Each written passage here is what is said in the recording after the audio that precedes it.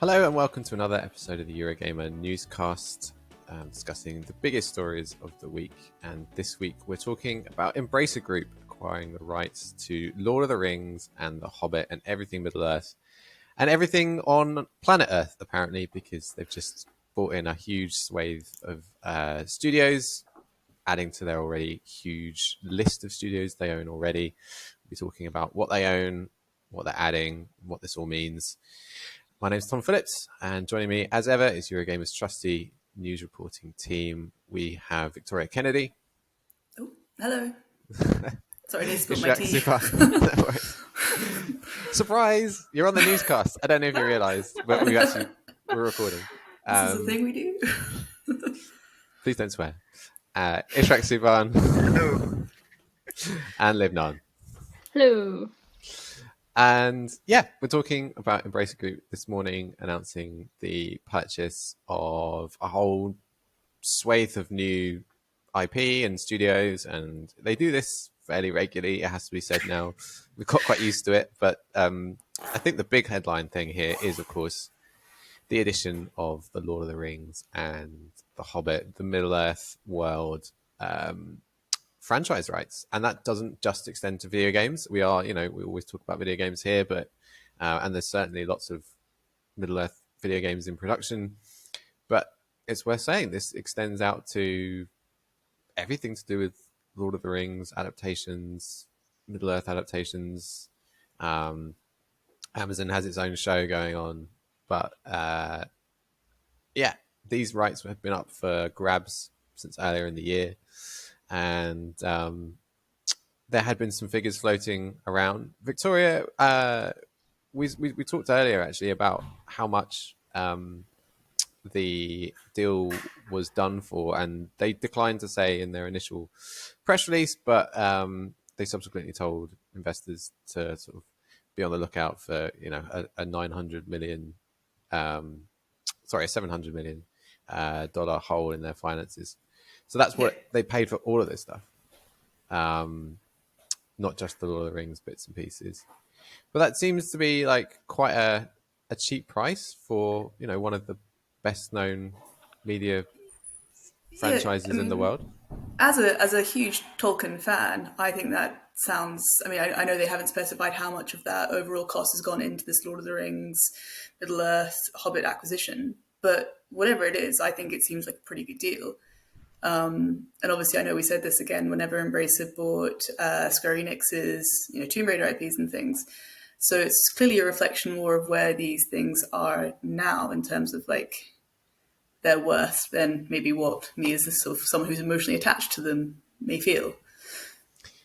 Yeah, it's interesting, isn't it? Because like the Lord of the Rings has existed as a thing for ages and ages and ages, and there have been adaptations of it over the last 40, 50 years. But the thing that we all still think about is Peter Jackson's Lord of the Rings trilogy, which made, billions of dollars at the box office. But that was a few years ago, right? And since then we've had the Hobbit films, and we've had not a lot of other sort of video game tie-ins that have really stood out since Shadow of Mordor and Shadow of War. Great games. Since then it's gone quite quiet. It feels like when you say Lord of the Rings games, I do immediately go Shadow of Mordor. And that is, that's not exactly a recent game. So, or, like the Lego versions I played on the Wii maybe, but... Oh, they were good. They were so good. And you know what? Lego Hobbit never finished the game with the expansion. We will get that Battle of the Five Armies. Lego. You think that Embracer is now restarting 2T Games working on the missing Hobbit Five Armies? Okay, when you put it like that, no. But yeah, like the end of the game literally is like end of the second movie, to be continued, and they just never ever did that. 10 years later. 10 years later, I'm still sad about it because like that whole development process for that the Hobbit film trilogy was nuts, and Peter Jackson came in, didn't have any pre-production time. They had to split it into 3 to give him time to actually film the stuff that he needed to for the last film. And that game the Lego game for The Hobbit, was originally supposed to come out once the 2-part Hobbit film thing that Guillermo del Toro was doing was supposed to be done and dusted, and it wasn't, and so they couldn't put in stuff for a movie that was still, I think, like 12 months from release. Yeah. And then they just never got around to it because Lego Dimensions, I think, took over. Anyway, massive sidetrack. But Yeah, sorry, that's on me. I'm sorry. it is all on me, believe me. So the actual figure is 8.2 billion Swedish krona, which is $770 million. And yeah, as you were saying, it seems like a relatively small amount, even with those other studios tucked in there as well. I was going to say, because it's not just the Lord of the Rings. Like, I know that is definitely like the most like headline attention grabbing point, but they've also got, they've got their first Japanese studio, which gives them the full. Oh, I wrote about this morning. It's the full library of that one. Thank you very much. Which in itself, that's pretty good going, I think. Yeah. They've got Tripwire Interactive, haven't they? The Killing Floor devs, Limited Run Games, Tuxedo Labs. Singtrix. Yeah. I admit I'm not a huge Singtrix fan. I'm not quite sure what they get up to, but it's just yet another thing to add to the Embracer empire. Ishrak, we were looking through the list of Embracer acquisitions earlier and stuff that they own. There's a lot of stuff there, isn't there? And is this sort of what they do? Like we were talking about Lord of the Rings, maybe not being at the pinnacle of where it once was in terms of sort of franchise notoriety with the films and even the video games like Shadow of Mordor coming in and Embracer buying it for a relatively affordable price. Is this sort of to be expected from Embracer? Yeah, like looking at the surface, it looks like it is a gigantic company with hundreds and hundreds of studios by the looks of it. But when you look at it in more detail, it does look like a range of different IPs and titles that were sort of, I suppose, neglected or abandoned, and I guess Embracer snaps them up for a bargain and then hopefully makes a huge profit out of them from... we like to hope they revitalize those series, so I'm sure we'd want to see another Lord of the Rings game, but also just making a huge profit from just selling the rights to other companies. And that just seems like what they are. They don't seem like a Microsoft or a Sony where they're acquiring games for their platforms or whatever. It seems like a purely financial decision to buy things really, really cheap and then make a lot of money out of them. Mm-hmm. Yeah. We saw that. Accumulate. Yeah, we saw that earlier this year as well with the Square Enix studios as well, didn't we, Ishak? Yeah, exactly. Those, because I think it was right that Square Enix Japan wanted to get rid of their Western studios, and so they were basically up for sale. And it seems like Embracer saw a good deal to be had, so here we are. And now they have Tomb Raider now, and a lot of big series, a lot of big titles. That again we haven't really seen much in terms of news or potential releases from, so it'd be good to see those revitalized as well. Yeah, it does make me slightly nervous because I'm such a Lord of the Rings and Tolkien fan, and like The Hobbit is one of my favorite books. I'm also a big Tomb Raider fan, and I'm kind of like all my eggs are going into one basket. That is the main concern, isn't it? That the consolidation of the market means that if anything happens to Embracer, what happens to all these studios?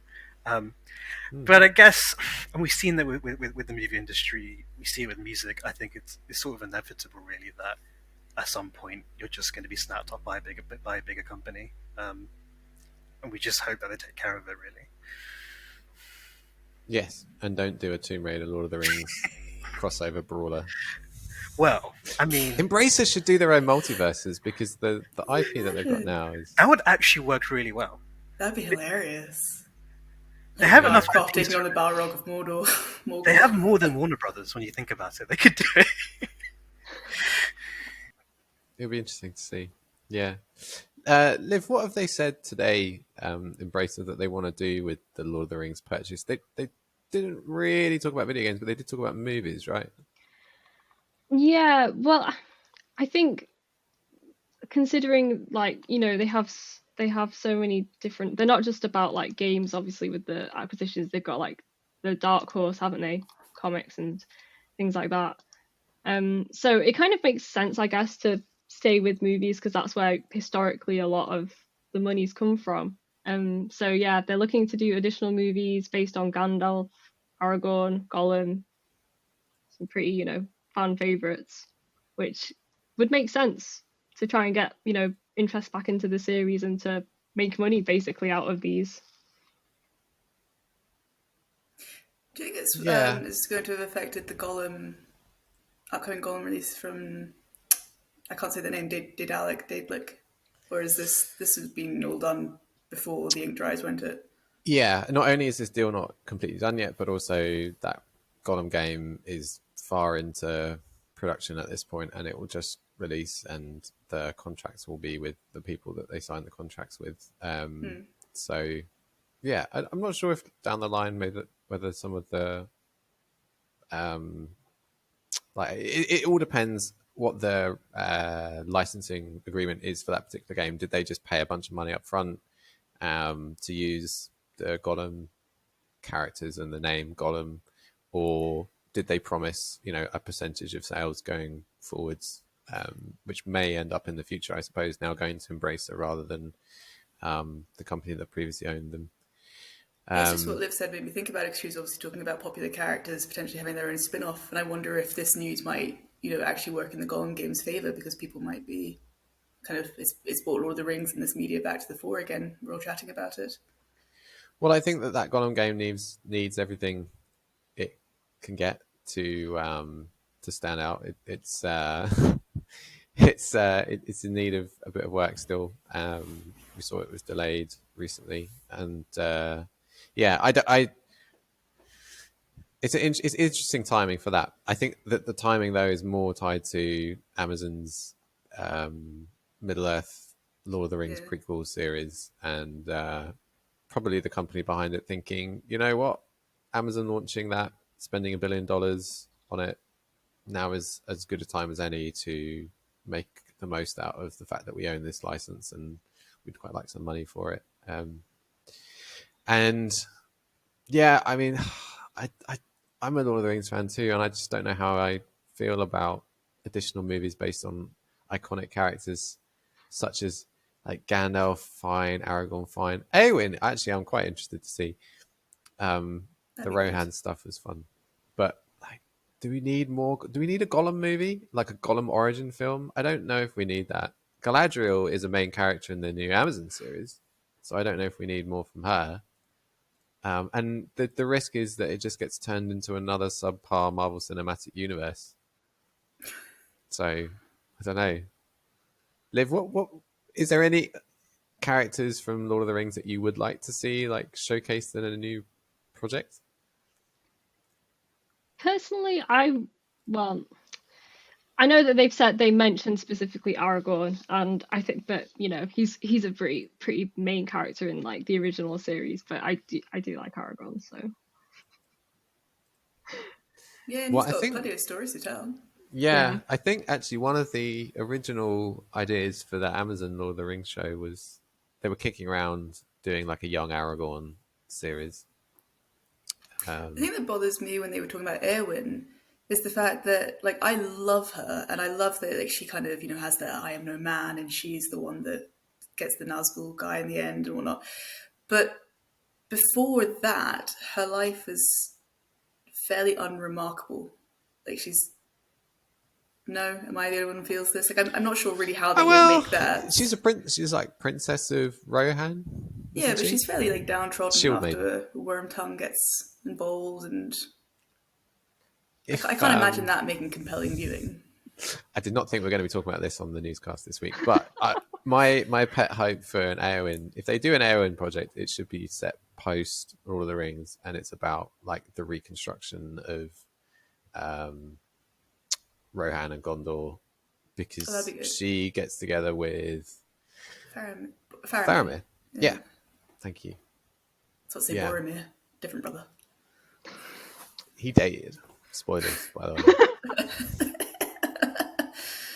What? Yeah, could do something on that. But yeah, I just there's only so much, and there's only so much they can do, and there's only so many sort of spin-offs that I think that the series needs. I enjoyed Obi-Wan, that just came out on Disney Plus. Was it really necessary? No. Do I need to see the Eowyn and Faramir spin-off? No. Well, you see anyway. Yes. It's fan service if they do this sort of thing.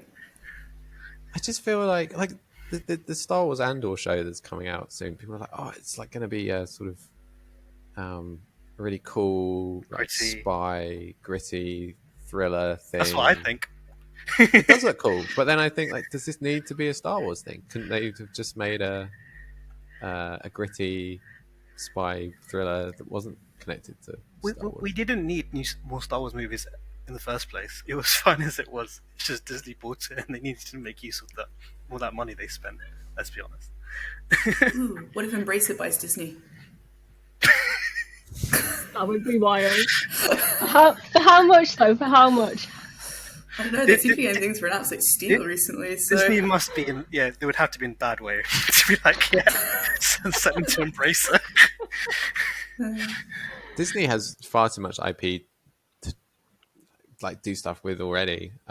Like, they will continue making Marvel things with obscure Marvel characters for another 20 years. And then Embracer scoops out. It's like, just burn it to the ground. All roads lead to Embracer.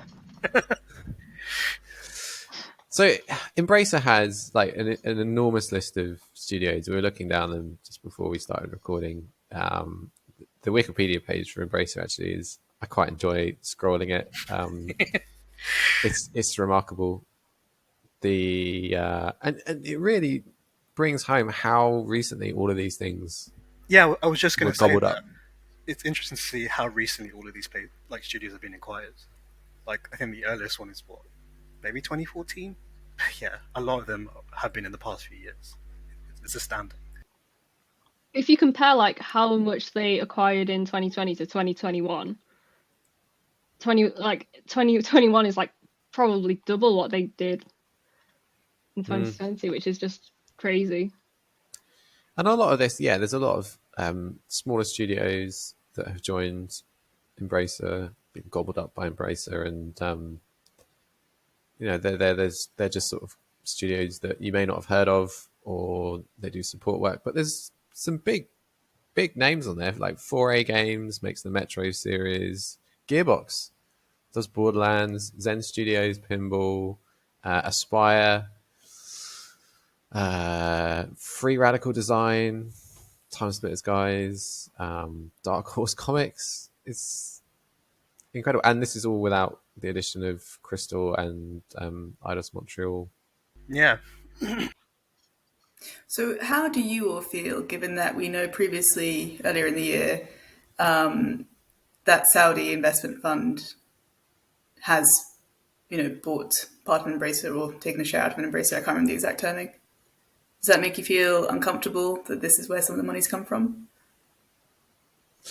Yeah, they own $1 billion stake in Embracer, and I don't feel great about it. Obviously. I mean, the truth is the Saudis have investments in a range of industries. Embracer is just one of them. They're probably in everything that you own, which is the unfortunate truth. And a lot of game studios and publishers have mixed, to put it nicely, histories. Yeah, it is unethical, I think, and obviously Saudi Arabia has its own issues. But ultimately, this is just how capitalism works. You're going to take the money. So the Saudi government owns stakes in EA, Activision, Nintendo, Take-Two, and Capcom. Yeah, they own SNK, and you see similar criticisms of Tencent and other Chinese publishers for buying up bits of, the same companies, and big chunks in some cases, like Epic Games, of very prominent video game publishers. I have to agree with you, Ishrak. I think, unfortunately, this is just part of what capitalism does, and some people could say that actually there are sort of some positives to this, but it doesn't make me feel great at all. Unfortunately, that is how the world works in a lot of ways. Yeah. Embracer did comment on this, we should say, and basically said similar when that $1 billion deal was made public. When was that, Victoria? You wrote that story, I think. I did write that story. I wrote that story in Was it June? Early June. Yeah, 8th of June. Yeah, that came up. Yeah. That was for for Embracer. Obviously, it's done other things throughout the year. I remember writing about the Capcom investment, I don't know, back in February. So I suppose as with Embracer, the investment fund is also putting its fingers in many pies this year. Fingers in many pies, is that the right expression? Yes. I don't know if I've just made that up, sorry. It sounded weird coming out of my mouth. Yeah. It'll be interesting to see what they do next. Are there any Embracer studios that you would want to take on a Lord of the Rings Middle-earth game? Ooh, that's a good question. I suppose Gearbox could be quite interesting. Yeah, if Gearbox did a Borderlands looter shooter set in Middle-earth. Maybe They're not gonna a give them shooter. guns. Gosh, can you Well, imagine? they did Tiny Tina, which is less gun-based. No, that's not true. There's a lot of guns in that game. I haven't Oh, played it. okay.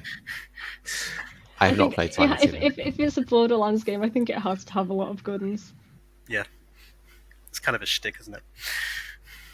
So we've No, got guns, not sticks. axes, bows. What else do Lord of the Rings characters use? Rapid fire bows. Legolas on his little shield skateboard going down the steps.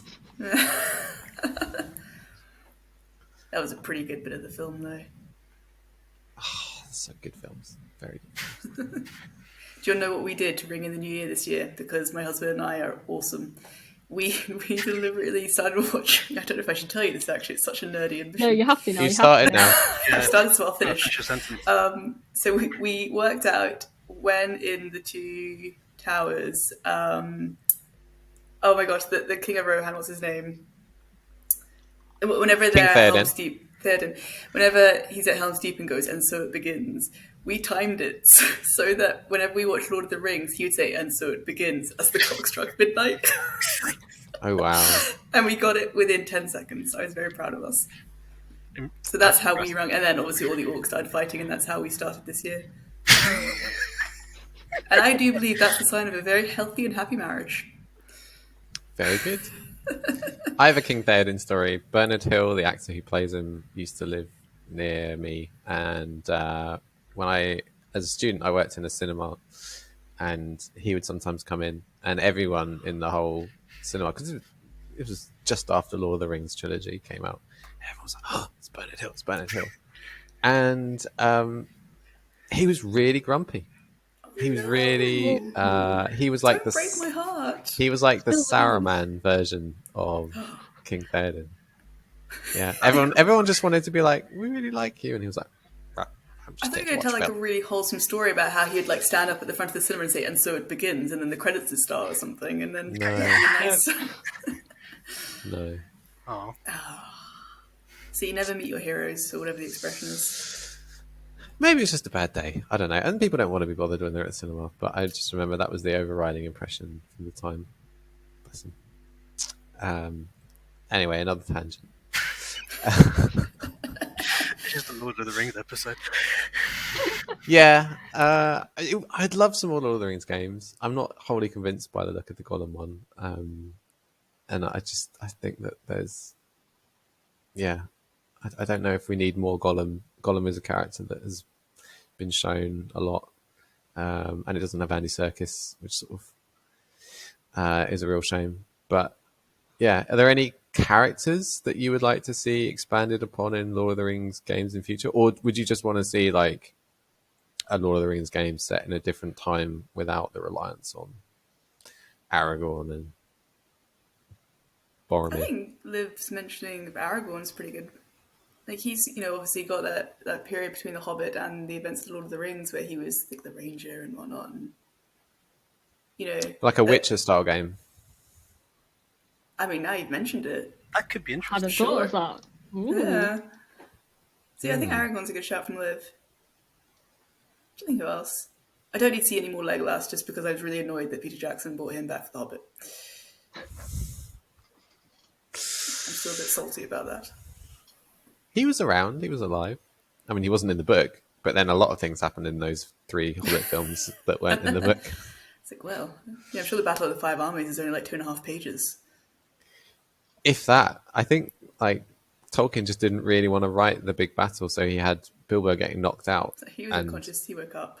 Yeah, Thorin and it was like, oh, the battle's done, and actually now it's an entire film and a non-existent Lego Hobbit expansion. What about like Boromir and Faramir and like the brothers' story of them living like under the shadow of their father's expectations? Maybe that's not so much of a game, but that could be an interesting psychological deep dive. It would. I just, all of these things, they are pigeonholed into like people know how a lot of these stories finish and end, and that to me has been an issue with some of the Star Wars projects that we've seen, because we know, like watching Obi-Wan, like Obi-Wan doesn't die. He's never in any danger. He's got plot armor. That's what ruins it, isn't it? Yeah.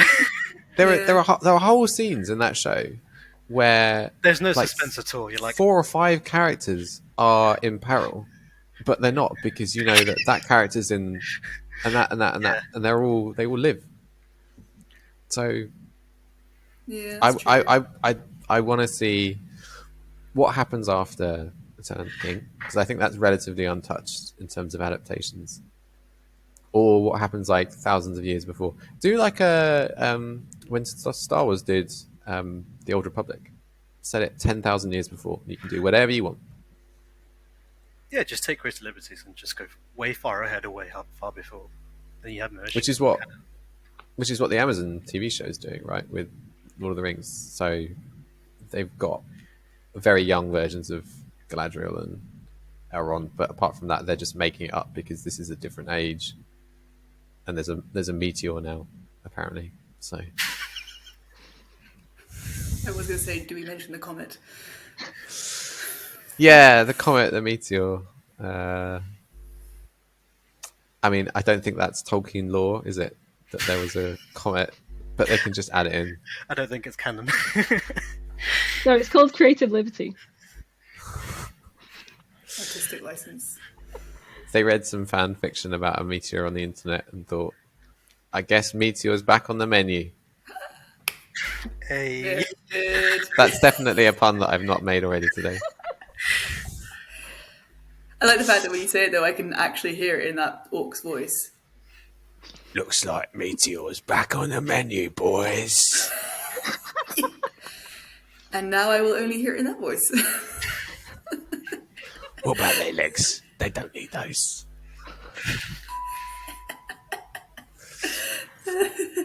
Whatever Embracer does, I hope they include some of that. Someone's going to soundbite that and just have that floating around on the internet now. It's fair I use. would love it if they did. That's really made me smile. I've got a coat hanger in my mouth. If they want to put that in the game, then they are spending their money doing silly things. But hey, that's Embracer. Yeah, it's such a strange company with so many different things. We expect to hear more from Gamescom about what they're up to, and we've been promised updates on games from some of the studios that they bought today, and I don't know, maybe a Lord of the Rings sort of update, but it feels a little bit early for that, doesn't it? Yeah, it does seem they've early. just got the license now, or they're just acquiring it now. They probably want to take their time to see which of their 120 internal game development studios they want to put on it.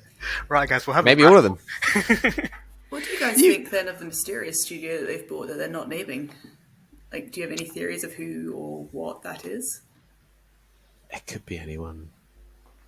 I don't think it's anyone like super huge. Is there anyone that you want to... Is there any studio out there not owned by Embracer currently that we know of that you would like to see do a Lord of the Rings game?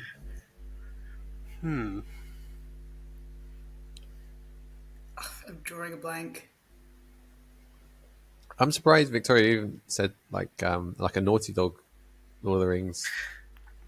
But I suppose what I quite like about the Naughty Dog films is the sort of, I was going to say the gritty realism. I obviously realise that like it's not real in the sense of we are not infected by the cordyceps and fungus and things. But I kind of like we're not in Scotland. I don't know about you guys, whatever's going on down south, but my village is good. So I don't know if I'd want to have a Lord of the Rings, because I like my Lord of the Rings like as like easy fantasy escapism, I suppose. And I don't know. I'm I don't have a track record with that sort of mythical fantasy sort of. Yeah, their games feel more. I mean, I know they did the sort of first Uncharted, and it was like the sort of virus that caused the Nazis to turn into zombies effectively. But they don't really do that fantasy element, which obviously Lord of the Rings is very fantasy element. So I wouldn't pick Naughty Dog as much as I do enjoy their games. You talked I about kind of. Sorry, Liv, you go. Oh no, I was just going to say that I would worry that a Lord of the Rings game could get a little bit too like Elden Ring, because it's kind of the same sort of setting, same sort of vibe. Dragons and what if From Software made a Lord of the Yeah, exactly. Like what if we get a Lord of the Rings game and it's open world, and that starts like the first kind of I'm pretty sure like a I Dark kind of Souls love that. situation now. It does think I like it, can't- doesn't it? Yeah, but then the thing is, it's like, well, I've already got Elden Ring to play. I've already got like But then if they did- 100 hours on it, and it's still like another 100 to go. But FromSoft, they don't really do character development, and I think that's like a key part of like. So I love the sort of idea if they like maybe teamed up with Naughty Dog, who do very good character development. Maybe that's like the collaboration we need. So we've got like FromSoft, Bandai Namco doing like fantasy side, narrative from Naughty Dog to kind of give the character development, because I think characters in Lord of the Rings are a very key part. Whereas your Elden Lord What you're is saying a is, sort of faceless, nameless character. so you want Embracer to acquire Naughty Dog and From Software to make this world No, exclusive? abort mission. Ignore everything I just said.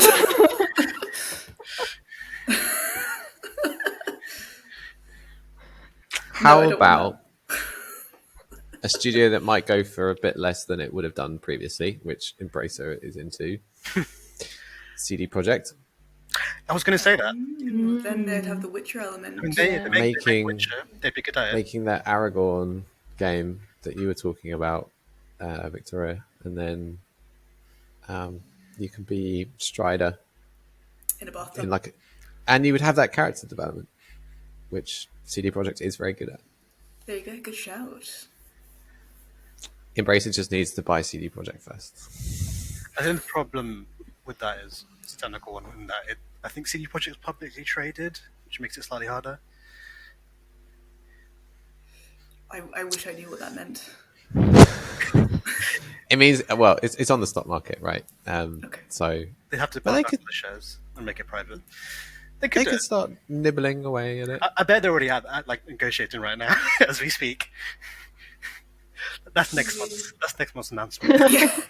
I mean, it's interesting you mention that, right? Because another story that's sort of bubbling under the surface in the acquisitions world is Ubisoft, right? And that's publicly traded. And the Oh yeah. recent suggestion has been that the stake in Ubisoft, which is owned by Tencent, they're going to start gobbling up more of that, and that's how you do it. You just start nibbling away until you own more shares than the rest of the company, and then it becomes Yeah, a lot you easier. just have to be the majority stakeholder. Yeah, that could be done. Lord of the Rings, Assassin's Creed. Oh my god!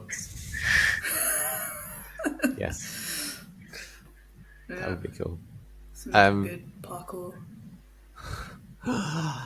Yes, Aragon parkour. Well, none of these games are coming anytime soon, if ever.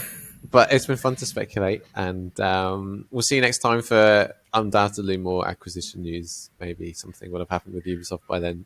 Who knows? But Thank you for joining us. If you've watched or listened this far, thank you for your time. It's much appreciated. Victoria, where can people find you on Twitter?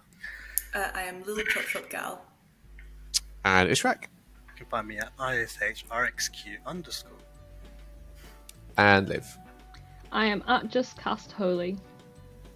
And I'm Tom Phillips, CG. Thanks, everyone. We'll see you next time. Bye for now. Bye. Bye bye.